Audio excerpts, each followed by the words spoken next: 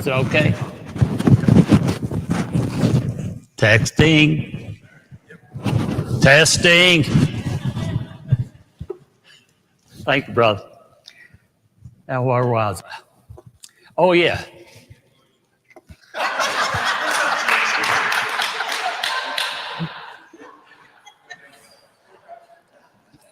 I get no respect. Did you notice that? I got all kinds of helpers, though. I was just going to say, thanks to those of you who get here so early every Sunday morning and set things up and have things ready for us. I'm very, very grateful for that. And I think sometimes I tend to overlook that, and I really appreciate your willingness to do that. And Tanya, this morning, as she walked in the door, I said, if somebody doesn't get here, I gave her the name, would you take care of the giving? So in a strict moment there of willingness, she did that for us, and thank you for doing that. Any of you ever heard of the little town called Centralia? You have. Have you ever been there? Which state? In Pennsylvania. It's in the hills of Pennsylvania. Huh? Centralia. Centralia. It's in the hills of Pennsylvania. And in the city is made up of only about 2,000 people, a little more than that. But it was the coal miners' city. Most of the people who lived in Centralia, Pennsylvania, worked in the coal mine. And the coal mine that was beneath, of course, the earth, one day started a fire. And so the word went out a little bit about that. It was a small fire hidden underground, of course. Nobody worried about it at all. We're fine up here, it stays underground, whatever. People went about their lives. The kids were playing in the streets as normal. Everything's just going fine. Doorkeepers are keeping their shops open, and people are coming by the shop, and it's just life. Until one day, beneath the surface, the fire began spreading so much they started cracking the streets. And smoke started coming up out of the ground where the cracked streets were. And little by little, families decided, well, I guess we're going to have to leave. So in this little town of only 2,000 people, little by little, they packed up. Nobody wanted to buy their houses. Why would they do that? And so everybody left town. Decades later, the town now is totally abandoned. Nobody's there at all. Roads are empty. Nature has kind of reclaimed all the streets, and the underground fire continues to burn. It's been going now for 53 years. What looked like a very safe and a place to be, a great city to live in. People knew each other. Everybody knew each other. It started destroying itself from within. In Revelation chapter 17 is going to tell a similar story to that of spiritual Centralia. When the city of Babylon, Rome, begins to just come apart. Give you a little bit of understanding when we go through the text. We've already went through chapter 16. It tells us Babylon is fallen. Well, at the time that was written, we know it hadn't yet. But as God's painting the picture for what's going to happen, they came to the point that Babylon has fallen. Basically saying it's going to happen. It may not happen right now. God knew it wouldn't happen right now, but it was going to happen. And so after that, you start into chapter 17, where we'll be today. And it's going to give us a story of a kind of a spiritual Centralia, where everybody thinks everything is great. Rome is fantastic. You go into Rome, and my goodness, everything there that you could ever want. People have pleasure. There's just total enjoyment, marveling at this great city. And beneath all that glitter that's going on in the city, there is a rotten foundation. There's corruption, there's greed, there's violence. And John's going to show us that God is going to reveal this hidden fire that's going to destroy Rome. Now, fire is used there not literally. It will fall, though, and it will be soon. So let's see if we can go. I was going to do 17 and 18, but I decided to keep us from being here 2 hours. We'd just do 1 hour. Yeah, just 1 hour too. 17. So let's read through the text. I guess I'll say some things as we go through the text, but I have most of that saved to be when we finish.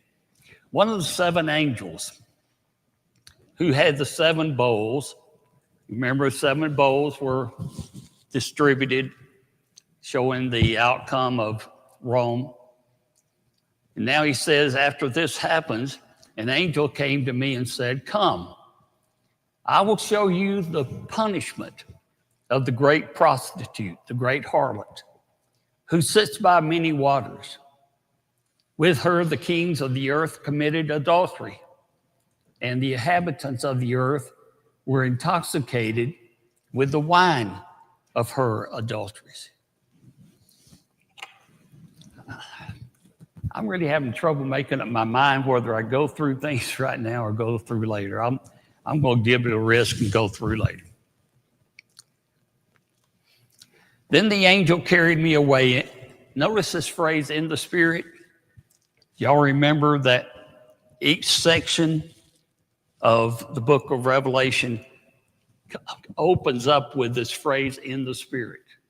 We've seen it now 3 times. It will come one more time. So we've come to a new section of the book. The angel carried me away in the spirit into a wilderness. There I saw a woman sitting on a scarlet beast that was covered with blasphemous names and had 7 heads and 10 horns. The woman was dressed in purple and scarlet and was glittering with gold, precious stones, and pearls.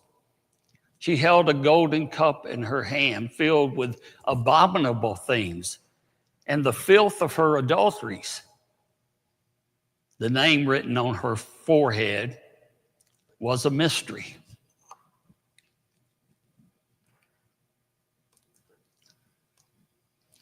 Babylon the Great, the mother of the prostitutes and of the abominations of the earth. I saw that the woman was drunk with the blood of God's holy people, the blood of those who bore testimony to Jesus. Just stop right now and let me just kind of do a quick summary. So we're introduced in chapter 17 to this great prostitute. And with her, the kings of the earth have committed adultery, he says. So I'm going to suggest to you that that means Rome, that has usurped and perverted her power, her political power. She has been with all the kings of all the nations that she ruled. She has committed spiritual adultery. She sits by many waters, and when we get to verse 15, you'll notice that it will say who that is specifically, and will mention Rome. Well, not in word Babylon. So let's go on. The woman was drunk with the blood of God's holy people, the blood of those who bore testimony to Jesus. When I saw her, I was greatly astonished. Then the angel said to me, "Why are you astonished? I will explain to you the mystery of the woman and of the beast she rides, which has the 7 heads and the 10 horns." So we're getting ready to get an explanation.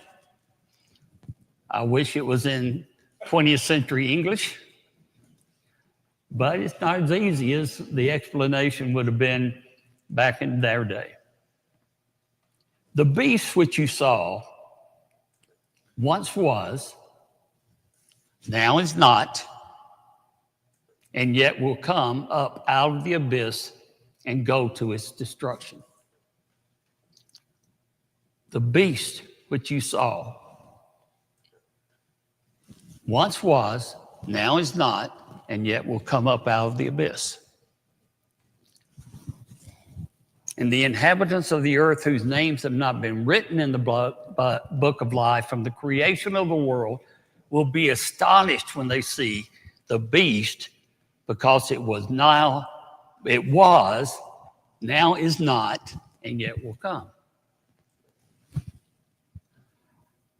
Let me just give a quick little hint. I'll probably say more about it in a minute, but at the time that this book was written, starting with the first, if I can use the phrase, full-time Caesar, you would come to a total of 7 emperors.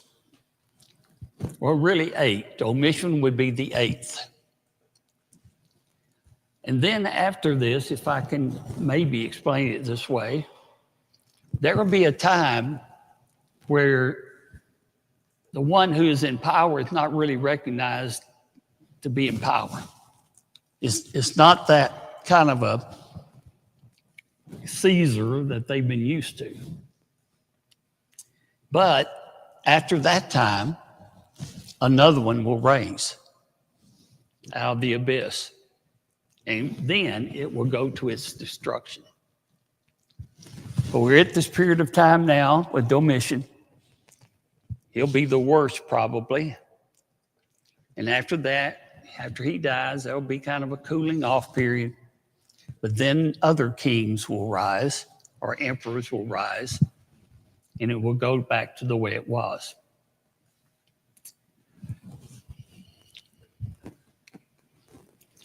This calls for a mind of wisdom. Well, that struck me out. When I read that, I said, just turn on my Bible and just forget about it. This calls for a mind with wisdom.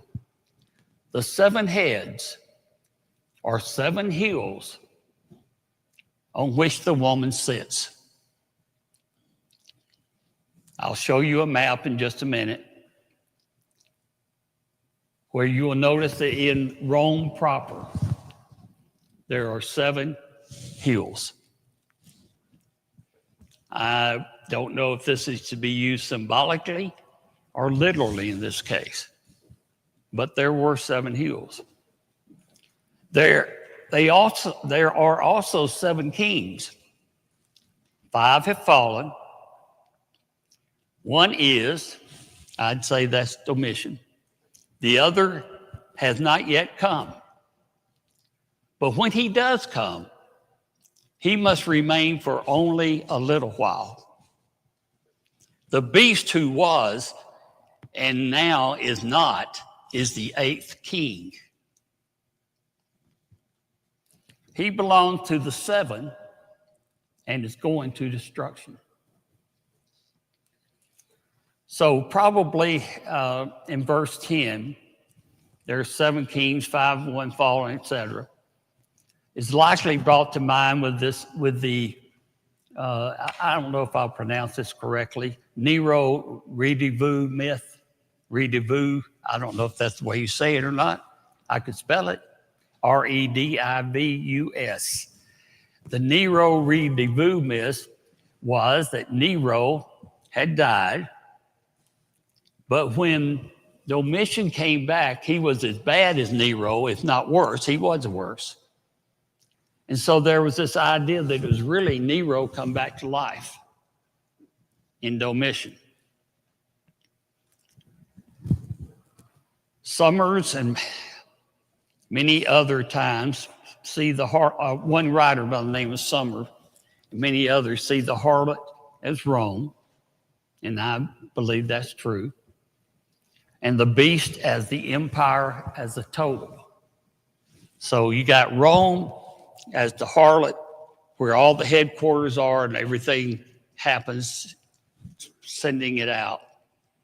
And then you've got the whole empire that represents the idea of Babylon. Okay? If, by the way, we've got enough informality here. If you want me to repeat something or go back over something, just, I know you're not supposed to speak up in the middle of my sermon, but you can. You know you can. I'd like for it. So, the judgment of the prostitute still going on. Here's some more interpretation.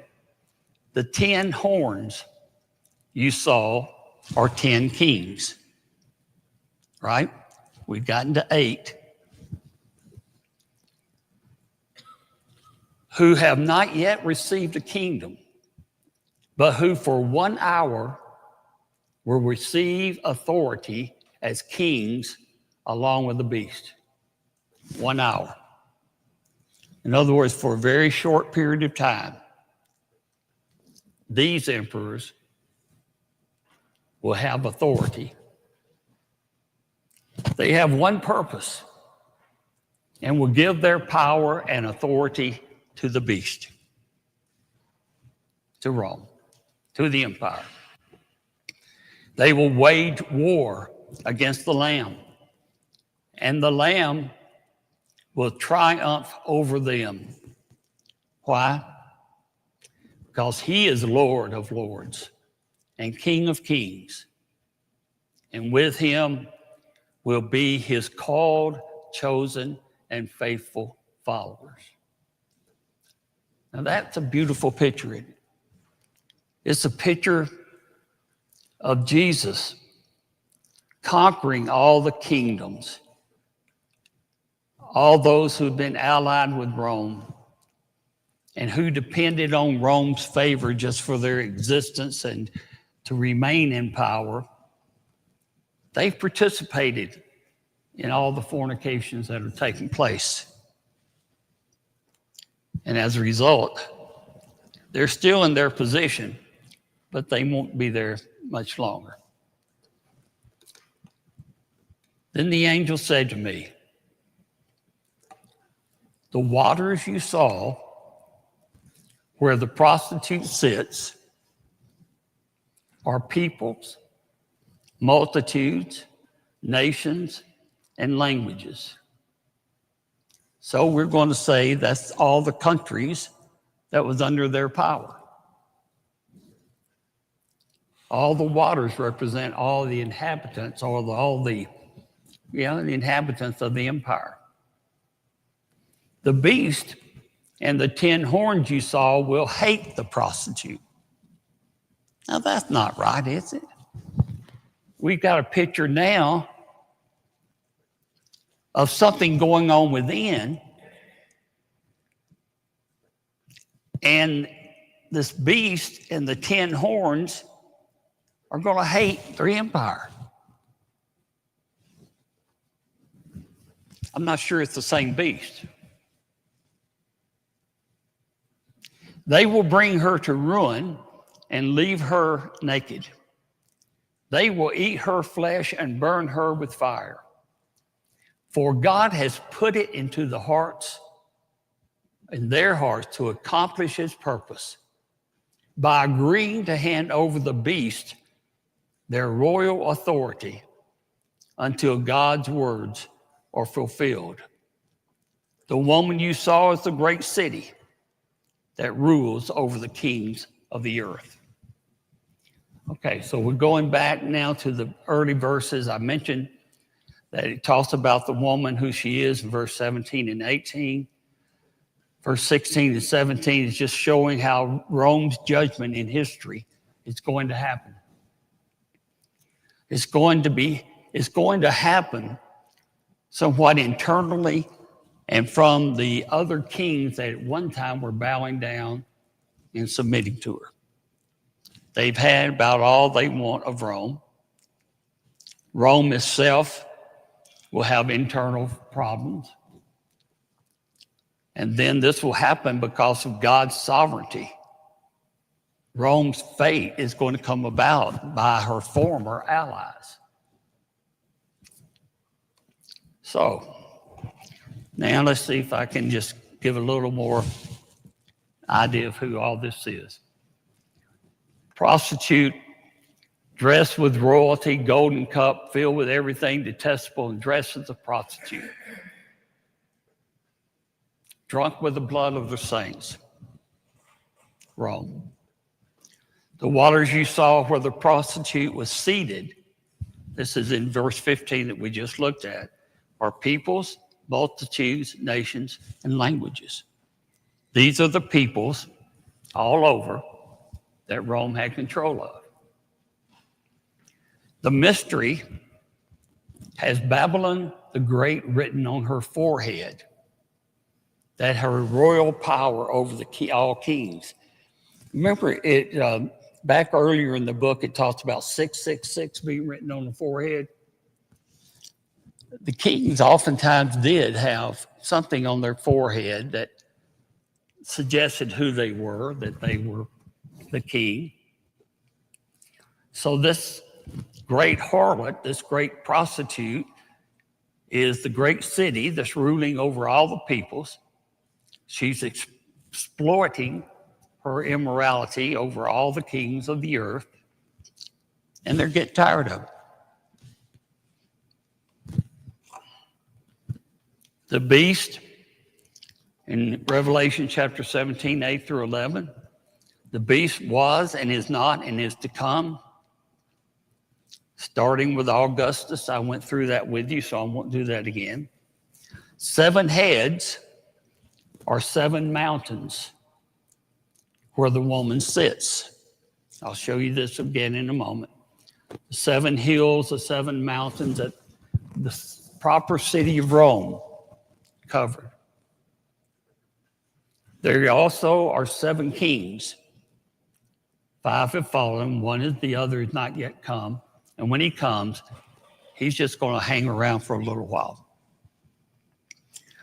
So he tells us that the 3 that follow these 5 kings don't count very much because of the fact that they'd be killed very shortly. Less than a year than after when they were anointed. The 8th king arises, the beast is back. Remember, the beast is not, but will rise again. So with this ruler, the beast rises again. He or she is the beast. The beast that returned was, as I mentioned before, to Domitian. And some thought that she was Nero come back to life. So here's some coins of the time of the Roman Empire. You notice it has the emperor on the front. But on the back, you see this woman. And where is she sitting? On 7 hills. Vespasian is on the front, but on the back is this goddess Roma sitting on 7 hills. And then you have this picture. You see the red outline that covers the 7 hills that are noted. One writer by the name of David A. De Silva said, a yearly festival in the capital city commemorated Rome's expansion to enclose the 7 hills within the city limits. And so Rome is just wanting for the whole city to cover this one big space, the 7 hills. And they got authority to do that. And on this basis, both Christian hearers and outsiders, whenever you would hear of this, you would immediately connect Babylon with Rome. So that's who we're talking about. We kind of figured that out. These will all make war against the Lamb. But what? The Lamb will win. The Lamb will win. All those as well, all those with him who are called and chosen and faithful, we win. This is a picture that when we read through it, you see all the ugly and the evil and what's going to happen to them. There's this tendency in me anyway to think, oh no, what's going to happen to me? I remember, again, I probably said this before, growing up as a kid, hearing my parent, my mother, my grandmother, others who talk about the fact, it's just, we're out. Only so many in heaven, and we've already reached that limit. It's all figurative. And he says, we win. The 10 horns you saw will hate the prostitute.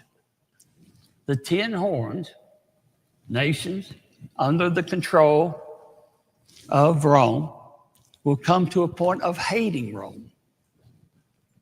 And they will destroy her power.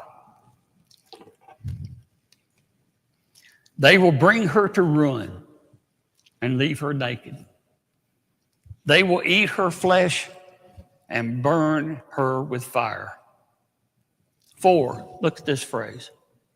God has put it into their hearts to accomplish his purpose by agreeing to hand over to the beast their royal authority until God's words are fulfilled. So all that's going on as the beast reigns and everything, God understands that. He knows that. He sees the big picture. But he's already turned them over when we get this picture in these chapters, remember, he's telling us what's going to happen. So these people that are under the authority of Rome are going to respond, and they are going to destroy or leave, destroy the Roman Empire. So God's going to turn the evil of the evildoers on itself, basically. God's going to allow demonic forces, which Rome used to others, to turn on herself. So regardless of how it is at this moment in time, we have to believe that God is telling us the truth. Regardless of how hard it might be, regardless of all the wars that we hear going on and on and on. God sees all that. God knows all that. He knew it before it's going to happen. Why it continues to go on this long, I don't know. I'm sure the Christians in the Roman Empire were wondering why it had to go on to 410 or 476 before it was all over. God had a purpose. So, y'all ever heard of the, you've heard of it. Did you ever see any signs as you were driving around and past about Enron? ENRON. I kind of thought when I was looking at them, see them, that they must be connected with Exxon some way. The name is so close, but it was at one time celebrated to be the most innovative and successful American energy company. It was founded in 1985, and she initially thrived as a natural gas supplier, expanded into various other sectors such as electricity and other commodities. Employees trusted her stock. Executives were admired. It appeared unstoppable. This is where you put your money. And behind all that glittering exterior, corruption was going on within, and it was rampant.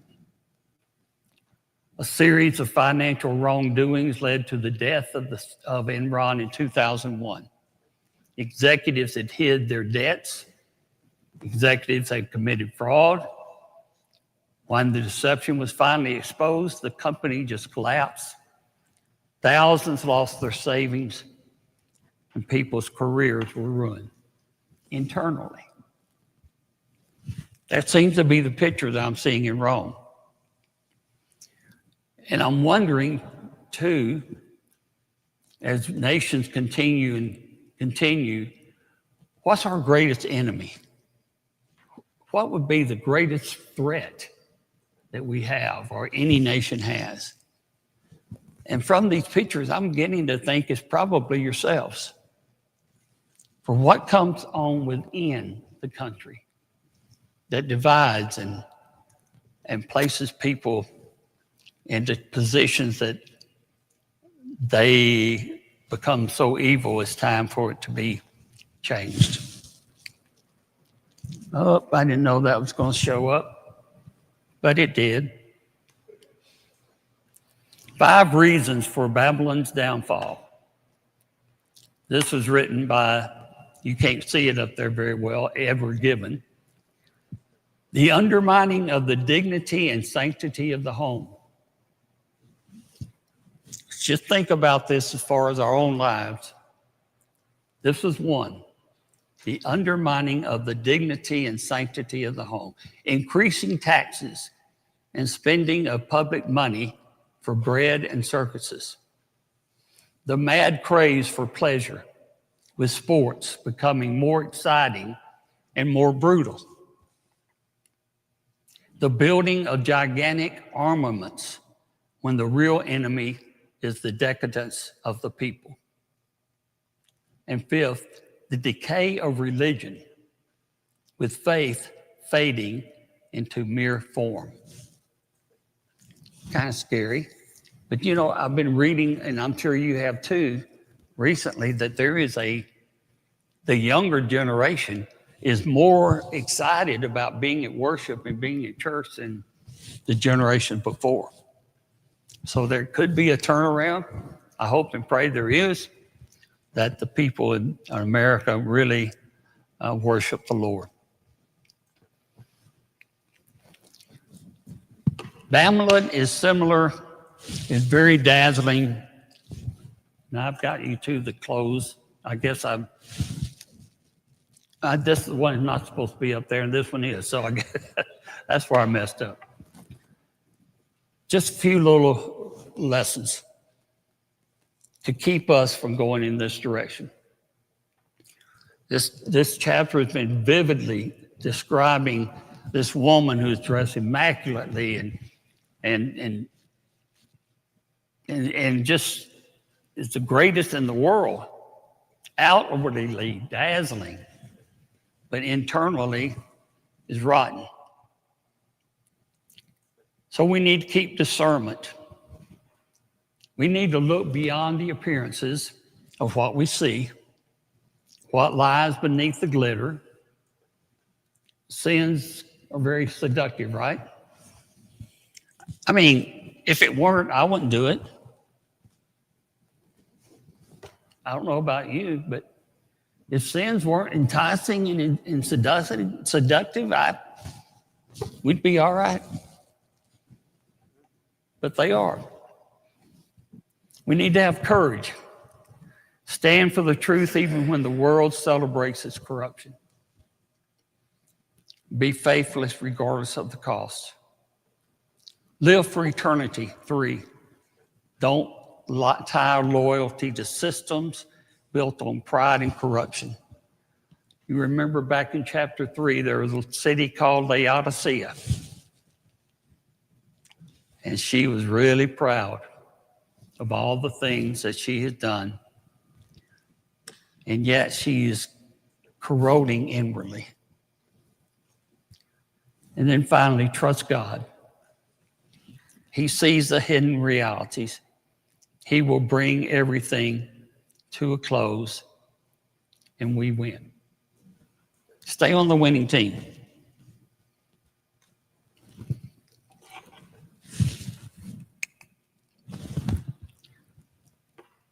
I see this verse kind of as a summation of what John would want us to remember and take home with us. These will make war against the Lamb. We can expect that. But the Lamb will conquer them because he is Lord of Lords and King of Kings. Those with him are chosen and faithful. We win. God, thank you. Thank you for sharing with us what is going on in the world, making us aware of the seductiveness of sin, and calling upon us, Father, to keep our eyes open and our hearts filled with your love and your grace. We pray, Father, that this week you would lead us to someone who wants to hear that message, that wants to hear victory belongs to God,